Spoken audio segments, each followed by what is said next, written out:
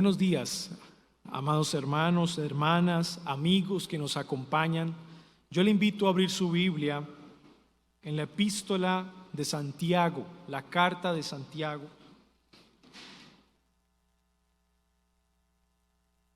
Capítulo 1, versículo 12 al 18. Santiago capítulo 1, versículo 12 al 18.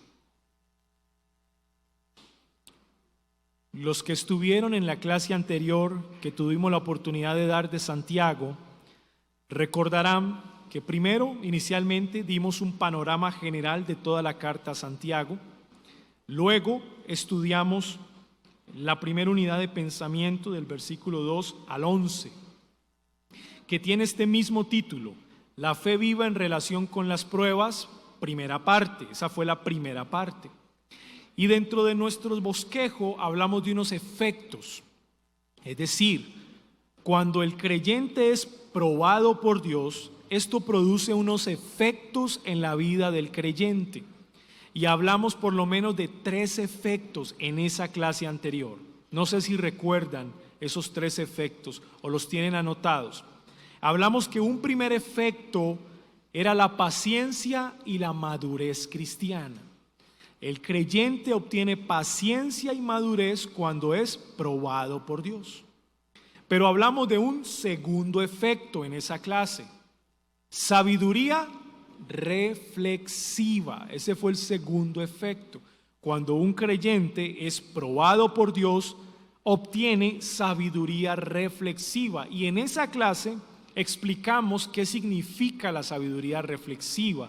Una sabiduría especial de parte de Dios en el creyente cuando es probado, para que el creyente reaccione de manera correcta ante la prueba. Esto es más mental, esa sabiduría reflexiva es mental. Orar para que el Señor me permita conocer el propósito particular que tiene en mi vida con esa prueba. Pero hablamos de un tercer efecto: el contentamiento cristiano. Efectivamente, cuando un creyente es probado por Dios, obtiene contentamiento cristiano. Y el contentamiento cristiano lo vimos desde el versículo 9 al 11. Hoy vamos a ver la segunda parte de la fe viva en relación con las pruebas. Y vamos a leer del versículo 12 al 18. Dice la palabra del Señor: Bienaventurado el varón que soporta la tentación, porque cuando haya resistido la prueba, recibirá la corona de vida que Dios ha prometido a los que le aman. Cuando alguno es tentado, no diga que es tentado de parte de Dios, porque Dios no puede ser tentado por el mal, ni Él tienta a nadie, sino que cada uno es tentado cuando de su propia concupiscencia es atraído y seducido. Entonces la concupiscencia, después que ha concebido, da a luz el pecado, y el pecado, siendo consumado, da a luz la muerte. Amados hermanos míos, no erréis.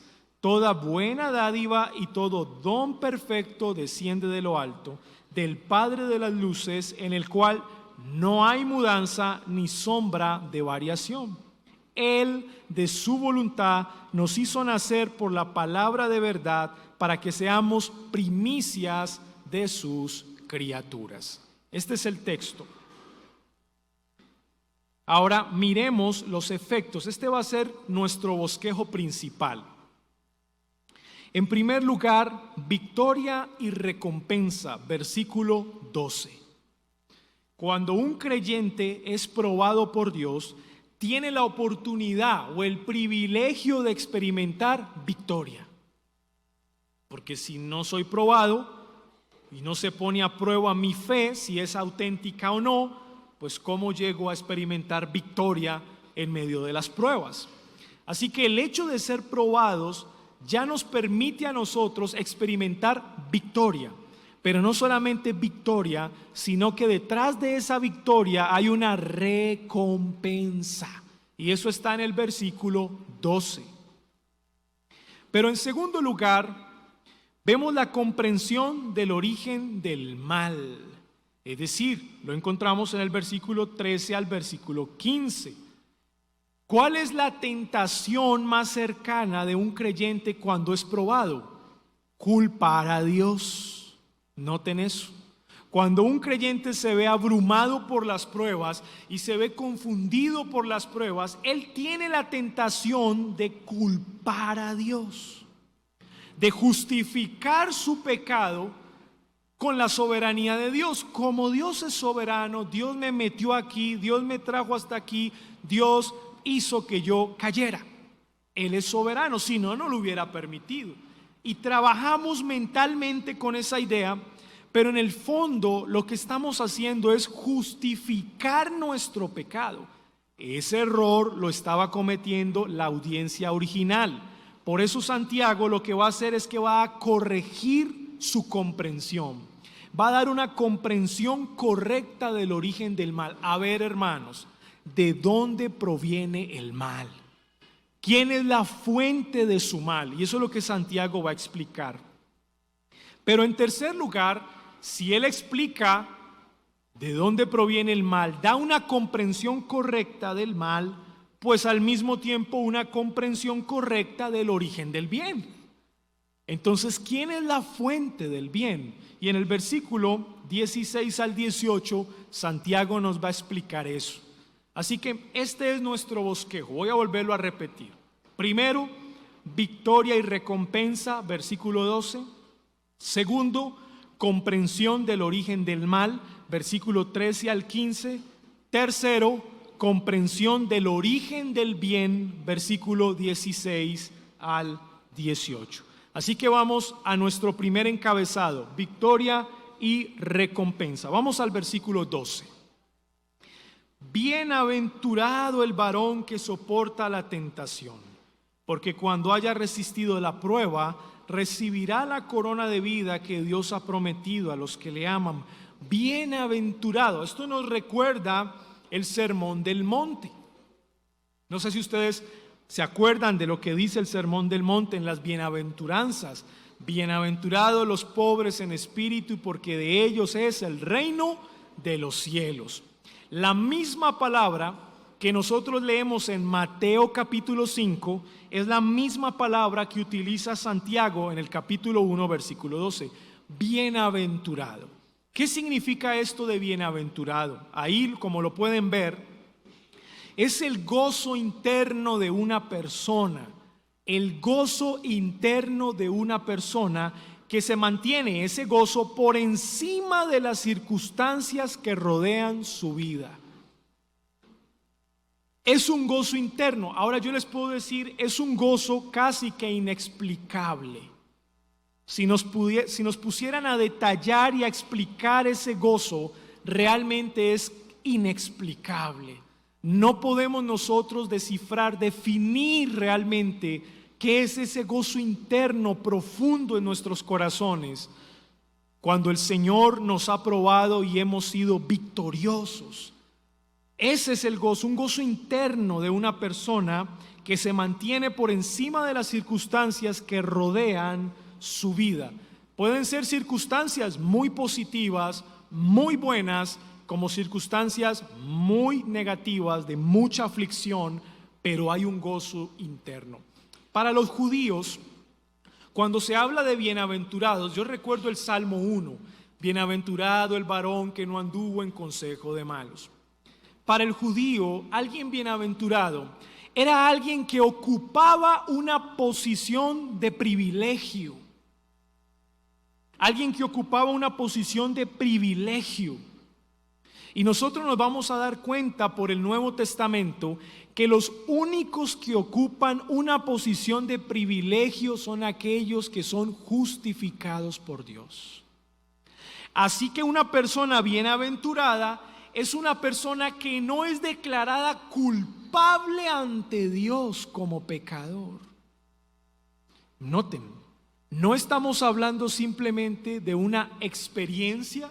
No estamos hablando simplemente de un sentimiento, estamos hablando de una realidad espiritual. Es por eso que una persona que no ha sido declarada justa delante de Dios, sino que hoy por hoy, ante el trono de Dios, es culpable por sus pecados, a esa persona nosotros no le podemos llamar bienaventurada. Porque la posición en la que se encuentra delante de Dios no es de privilegio, sino que Dios es su enemigo. Su principal enemigo no es el diablo, es Dios mismo. Es Dios mismo, porque la ira de Dios está sobre él. Así que la persona que no ha creído en Jesús, que no cree en Cristo, no tiene una posición de privilegio, sino que más bien está experimentando una posición incómoda. Pero solamente aquellos que pusimos nuestra fe en Jesús y que delante del juez hemos sido declarados legalmente justos, somos los que tenemos una posición de privilegio. Y puede que hoy sintamos dolor físico o dolor emocional en nuestra alma por algo que nos ha ocurrido, pero esa posición no la vamos a perder. ¿Sí me está entendiendo lo que le quiero decir? Es por eso que cuando un verdadero creyente está afligido hasta que no más, él sabe que puede perder la comodidad, puede perder la salud, puede perder muchas cosas en la aflicción, pero lo que no puede perder es su estado, su posición delante de Dios como hijo. Eso no lo va a perder nunca. Entonces esta posición es lo que lo hace a él bienaventurado. Mi pregunta para usted, amado hermano, es: ¿cómo estás delante de Dios? ¿En qué posición estás delante de Dios? ¿De verdad has sido declarado justo?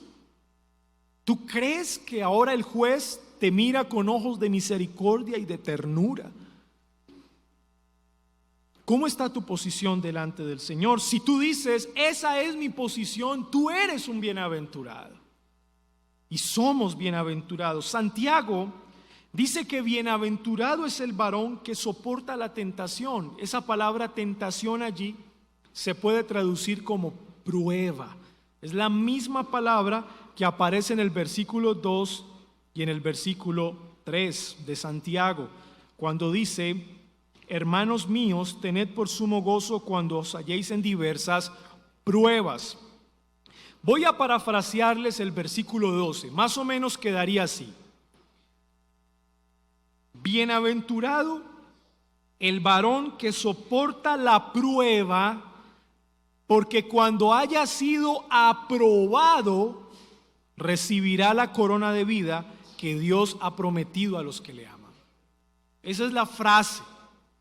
Cuando haya sido aprobado, ¿dónde? En la prueba. El Señor envía la prueba y el desafío del creyente es salir aprobado. ¿Y qué es lo que se está probando? La autenticidad de su fe.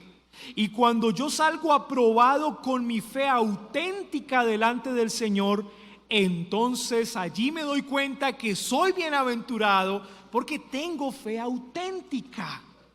Y no solo eso, sino que he alcanzado victoria y de repeso me espera una recompensa. Piensen ustedes, hermanos, Dios no se cansa de darnos. O sea, no basta en que Él mismo se haya entregado en la cruz, haya derramado su sangre por amor a su pueblo, sino que aparte de eso nos bendice justificándonos, haciéndonos nacer de nuevo, dándonos fe, arrepentimiento, santificación. Por su Espíritu nos acompaña, nos promete que regresará, nos dará un cielo nuevo, una tierra nueva donde estaremos con Él para siempre. Aparte hay muchas recompensas por nuestra obediencia a Él que Él mismo ha puesto en nosotros. Dios es un Dios muy generoso. Es muy generoso, hermanos. Y aparte, los que sean aprobados en medio de la prueba recibirán la corona de vida que Dios ha prometido a los que le aman. Y es que el amor a Dios es profundo, hermanos. Casi que nosotros, cuando decimos Señor, te amo, no alcanzamos a comprender lo que balbuceamos. Como que te amo, pero ¿cómo te amo, Señor, si mi vida no es tan perfecta? Definitivamente nuestro amor por Él se ampara en el amor complaciente de Dios por Cristo. Porque si nosotros quitamos a Cristo en medio, de verdad no alcanzaríamos ni siquiera a balbucear te-a. Nos daría terror decírselo al Señor. Pero la manera por la cual en nuestras oraciones y en oración íntima con el Señor podemos decirle al Señor: Señor, te amo.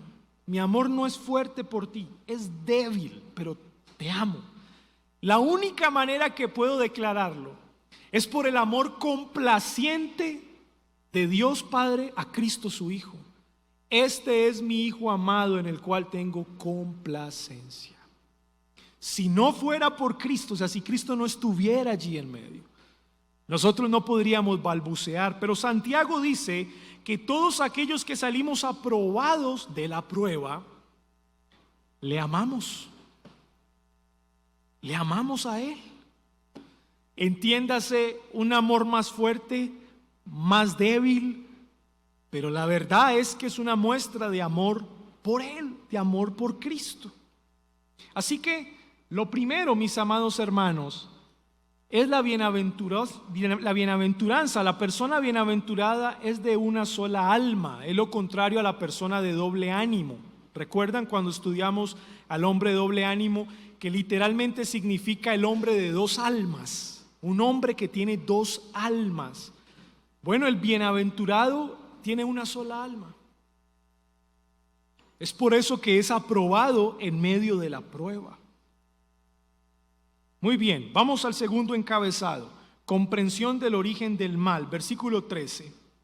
Cuando alguno es tentado, no diga que es tentado de parte de Dios, porque Dios no puede ser tentado por el mal, ni Él tienta a nadie. ¿Qué está pasando con la audiencia Santiago? Ya ustedes saben que la audiencia Santiago está siendo probada.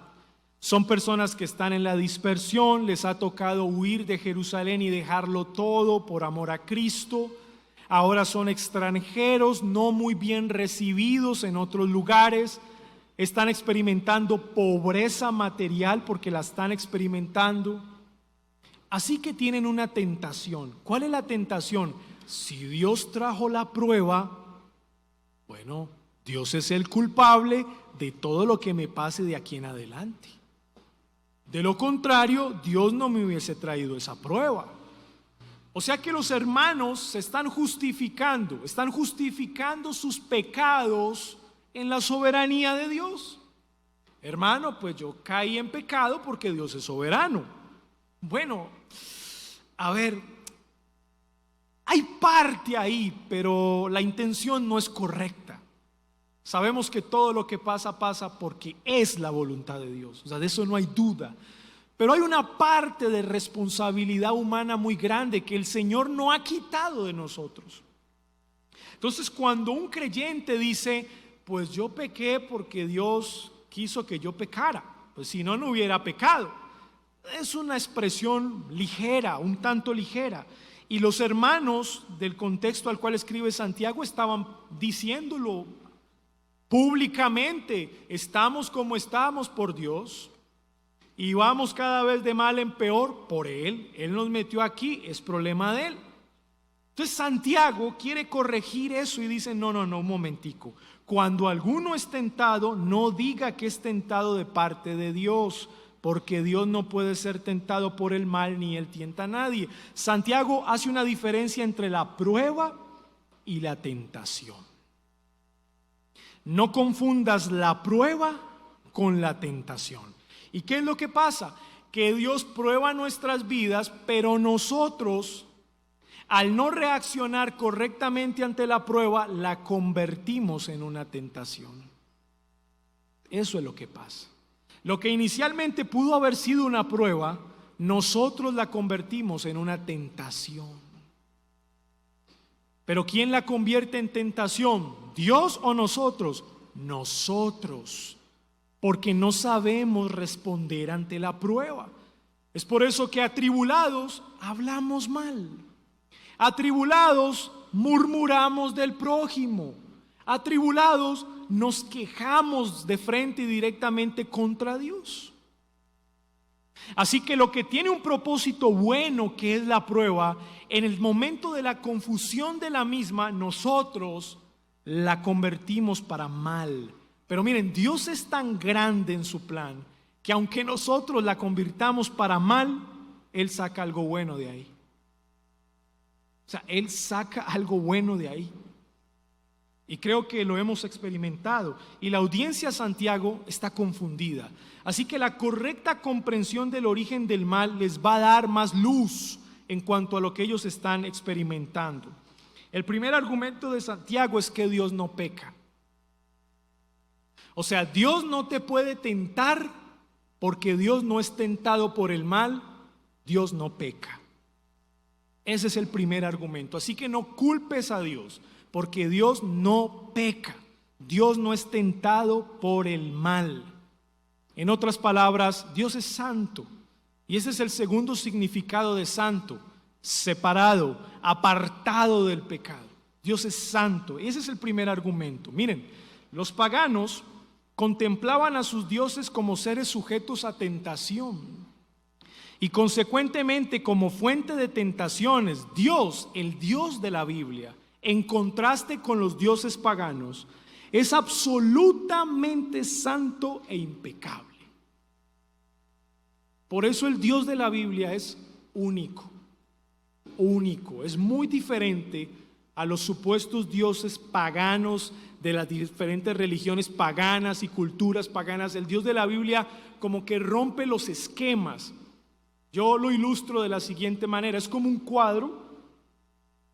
Las religiones paganas toman un pincel y pintan a sus dioses como ellos se los imaginan, como ellos creen que son. Cuando tienen el cuadro de sus dioses, ellos toman el cuadro y presentan su cuadro. Pero el Dios de la Biblia se sale del cuadro. ¿Notan? Ese es el punto. El Dios de la Biblia no está encerrado en un cuadro. Él se sale de ahí. Por mucho que nosotros intentemos imaginar, pintarlo, comprenderlo según nuestra propia inteligencia, Él siempre se va a salir de ahí. Porque el único libro que nos da un conocimiento certero de quién es Dios es la Biblia. Por eso nuestro Dios, en comparación con los dioses falsos paganos, es único. Y porque es único, es superior. Es superior. No peca. Nuestro Dios no peca. Ese es el primer argumento.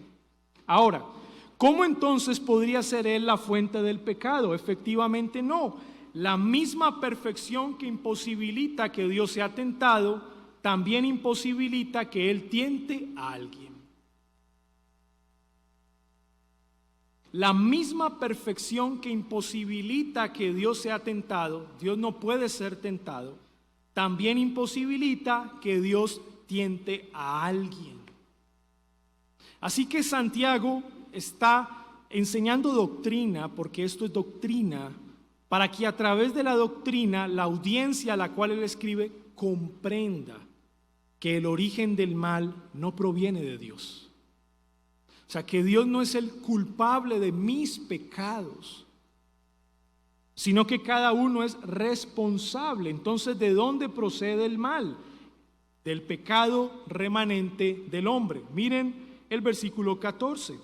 Sino que cada uno es tentado cuando de su propia está dentro de. No es algo externo. O sea, Santiago no está apelando a algo externo de nosotros, a algo interno. Cuando de su propia concupiscencia es atraído y seducido. Está dentro de nosotros.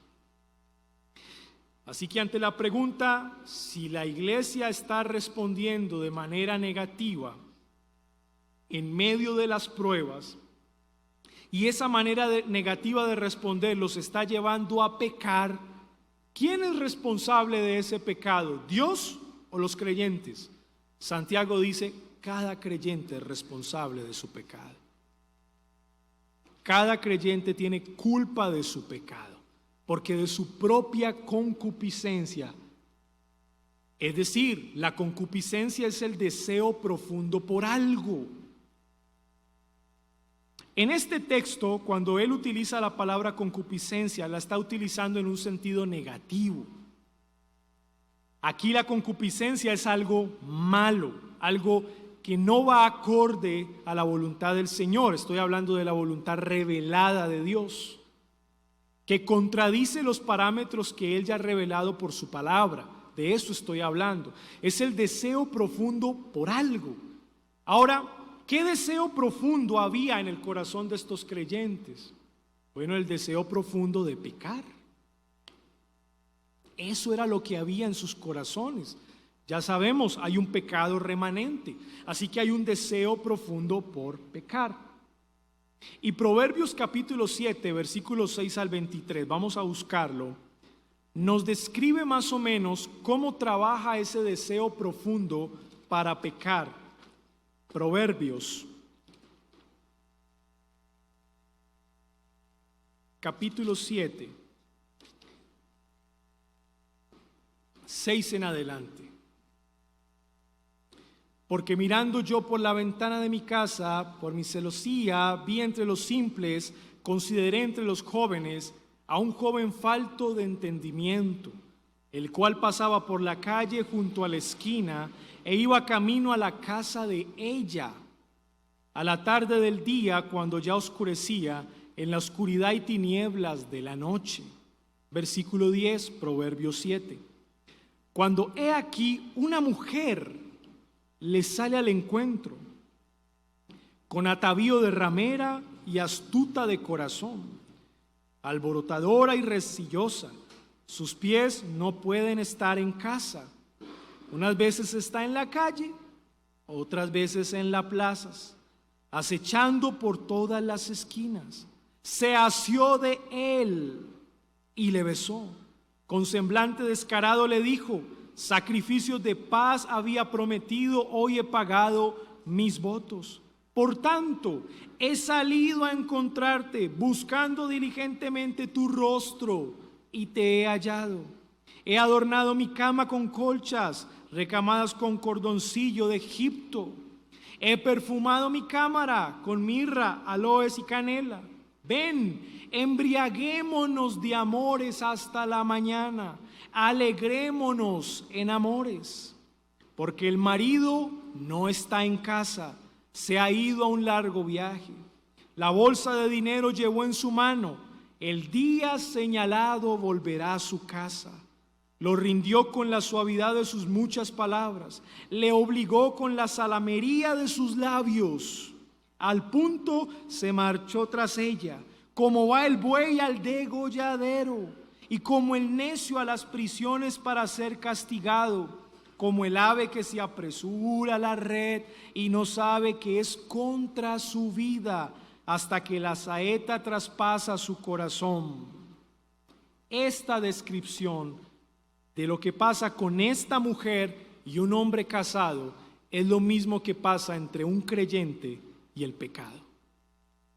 Es lo mismo, es la misma descripción. Yo creo que esto de alguna manera nos ilustra lo que pasa en el corazón de un creyente con el pecado. Es seducido, es atraído por sus deseos profundos de su corazón hacia el mal, y es seducido estratégicamente de tal manera que no se da cuenta que está siendo atraído por el mal. Y así lo describe Santiago. Regresemos a Santiago capítulo 1. Mírenlo bien. Cuando de su propia concupiscencia es atraído y seducido, así como la ramera seduce a este hombre casado, asimismo el pecado seduce al creyente. Entonces la concupiscencia, después que ha concebido, da luz al pecado, y el pecado, siendo consumado, da luz a la muerte. Es como el pescador que pone la carnada en el anzuelo y la bota al río, y espera pacientemente que el pez muerda la carnada. ¿Saben quién es el pez? Les presento al pez. Ustedes, mis amados hermanos, y yo. ¿Saben qué es la carnada? La tentación. Y les voy a decir algo más. ¿Y sabe quién tira? ¿Saben quién lo hace? ¿Quién tira la carnada al río y toma la vara fuertemente? Según Santiago, nosotros mismos. O sea que nosotros mismos nos pescamos a nosotros mismos. ¿Sí entendió eso? Es decir, que cuando un creyente no camina en santidad, ¿de quién debe desconfiar el creyente primero que todo? De él mismo. Eso es lo que Santiago quiere decir. Duermes con un enemigo. ¿Quién es? Nosotros mismos. Como lo dice el profeta Jeremías, el corazón del hombre es engañoso y perverso. ¿Quién lo conocerá? Pero ¿quién puede pensar aquí que nosotros tiremos la carnada para atraparnos a nosotros mismos? O sea, usted póngase a pensar en eso. ¿Qué estrategia tan inteligente? Pero el pecado es así. Santiago, mis amados hermanos, entonces nos describe a continuación las diferentes etapas de la tentación. Concepción del pecado, luego ese pecado que está ahí en el deseo del alma, da a luz el pecado. Cuando dice da a luz el pecado, está hablando ya de un pecado particular. Mentí, robé, un pecado ya particular. Miren, los pecados particulares no se producen de la noche a la mañana. Según esto, hay un proceso. No es que de la nada mentí. Seguramente no hemos trabajado en eso. No es que de la nada forniqué. No creo que sea de la nada. Seguramente desde hace tiempo ya vienes dejándote seducir por la carnada, y en el momento en el que menos piensas, ahí está. Y a veces pensamos que esos pecados particulares salen de la nada. Pues hermano, usted sabe que yo soy pecador. Eso salió, pero Santiago nos dice no necesariamente. Hay un proceso detrás. Así que vigilantemente la iglesia tiene que saber qué pecados particulares está batallando y mirar qué estamos haciendo en nuestra vida de santificación para que ese pecado particular desaparezca de nosotros. A eso es lo que se refiere da luz el pecado. Y luego cuando está consumado esto, da luz la muerte, porque la paga del pecado es muerte. Y les voy a poner un ejemplo. Nosotros hablamos de muerte espiritual con mucha autoridad cuando hablamos de un impío. El impío está muerto en sus delitos y pecados, citamos Efesios capítulo 2, pero ellos han recibido vida juntamente con Cristo, y eso lo citamos con autoridad. Pero en la vida cristiana, cuando el creyente no se preocupa por santificarse, hay una especie de muerte espiritual. ¿Recuerdan uno de los mensajes a las 7 iglesias del Apocalipsis? El mensaje a la iglesia de Sardis, por ejemplo. Tiene el nombre de que vives, pero estás muerto. ¿Qué le quiere decir a la iglesia el Señor? Que espiritualmente han bajado la guardia. Están pero tan fríos espiritualmente. ¿Y sabe qué lleva a que un creyente pierda el entusiasmo por Dios? El pecado. El pecado. O sea, no hay un principal enemigo que le quite al verdadero creyente su entusiasmo, su pasión por Cristo, su fidelidad al Señor, que el pecado que está practicando. Así que dentro del mismo creyente de la vida cristiana podemos experimentar un tipo de muerte. Claro, no al mismo nivel obviamente del impío, no, ya hemos nacido de nuevo. Pero en nuestra comunión con el Señor sí podemos experimentar un tipo de muerte. ¿Pero qué nos lleva allá? El pecado, dice Santiago, y el pecado siendo consumado da a luz la muerte. Así que si de Dios no proviene el mal, ni es la fuente del mal, sino del mismo pecado del hombre, entonces Santiago explica de dónde proviene el bien, la correcta comprensión del bien. ¿De dónde procede el bien? Del Padre de las luces. Versículo 16, amados hermanos míos, no erréis, no se equivoquen, no culpen a Dios de sus propios pecados, háganse responsables, porque de parte de Él toda buena dádiva y todo don perfecto desciende de lo alto. En otras palabras, la fuente de la bondad, del todo bien, el sumo bien, proviene del Padre de las luces. Y este ejemplo del Padre de las luces no es otra cosa que Santiago está pensando en las estrellas.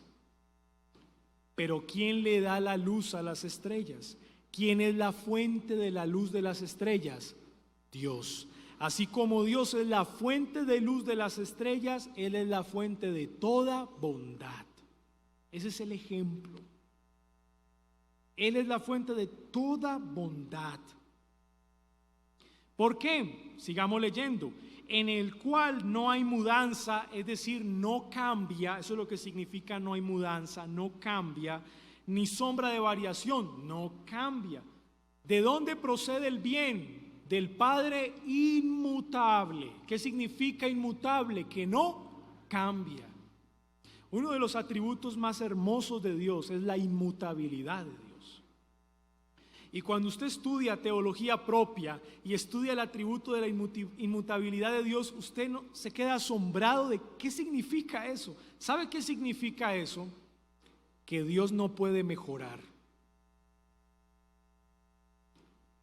Ya, piense conmigo esto. Dios no puede mejorar. Todo lo que Dios hace es perfecto, porque el que lo hace es perfecto. ¿Cuántas veces nosotros no queremos mejorar el plan de Dios? Piensa en eso.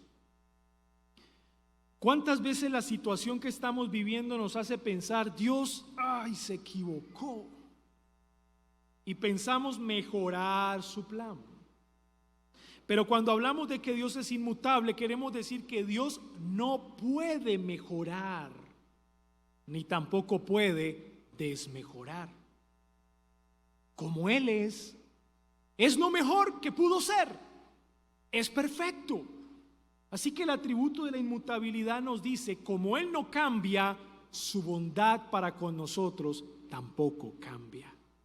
¿Y no creen que eso ya es una promesa, o sea, como tomar esa promesa para nuestras vidas? Si Dios no cambia, la bondad de Dios para con su pueblo tampoco cambia. Tampoco cambia. Ahora miren esto. Miren hasta dónde va la bondad de Dios. Versículo 18. Él de su voluntad nos hizo nacer por la palabra de verdad. ¿Por qué nos hizo nacer de nuevo? Porque ha sido bueno, supremamente bueno para con nosotros. Esa es la razón, mis hermanos. O sea, la razón por la cual usted está aquí hoy y no está en otra parte, no está cometiendo pecados, deleitándote en vicios, sino que estás hoy aquí, un domingo, te levantas, voy para la congregación, vienes y escuchas la palabra de Dios, te preparas para cantar con ánimo, te agrada ver a tus hermanos en la fe. ¿Por qué estás aquí y no en otra parte? Bueno, porque Dios ha sido bueno contigo, hermano. Dios ha sido bueno contigo.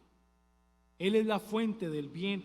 La audiencia original debía comprender que aún la regeneración o el nuevo nacimiento hace parte de la bondad de Dios para la vida, para que seamos primicias de sus criaturas, así como lo primero en el Antiguo Testamento le pertenece a Jehová, es de Él, así nosotros como primicias del nuevo nacimiento le pertenecemos a Él. Somos de Él, no somos vuestros, somos del Señor. Así que con este argumento, Santiago aclara la forma de pensar de los creyentes. Ellos entienden o comprenden el origen del mal está en su propio pecado, son sus principales enemigos, pero también les aclara la fuente del bien. Dios es la fuente de todo bien. Hermanos, yo creo que Jesucristo es nuestro mayor ejemplo de vencer en medio de las tentaciones. Vamos a Mateo capítulo 4. Él es nuestro más grande ejemplo.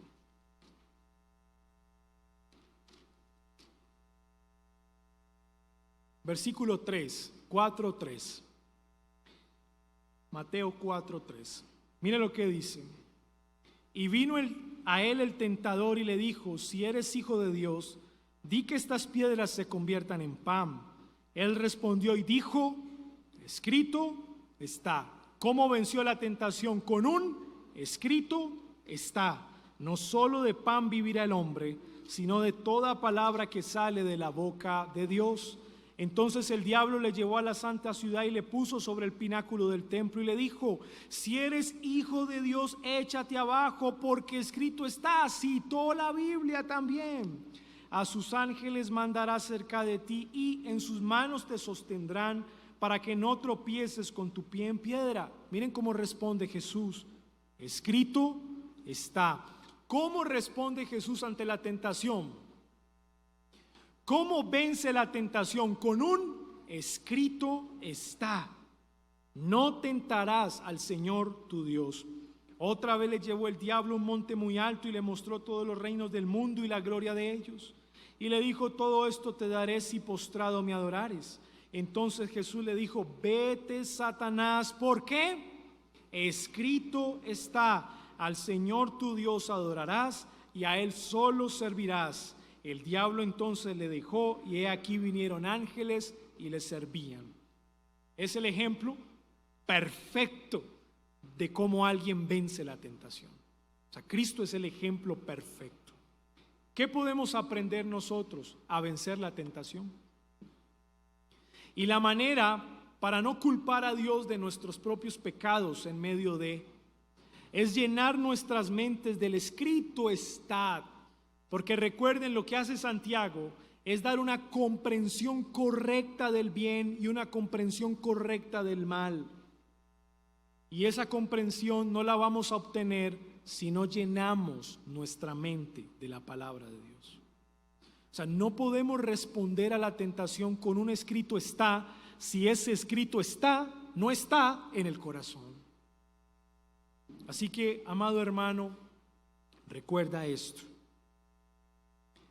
No pecamos, no cometemos pecados particulares de la noche a la mañana.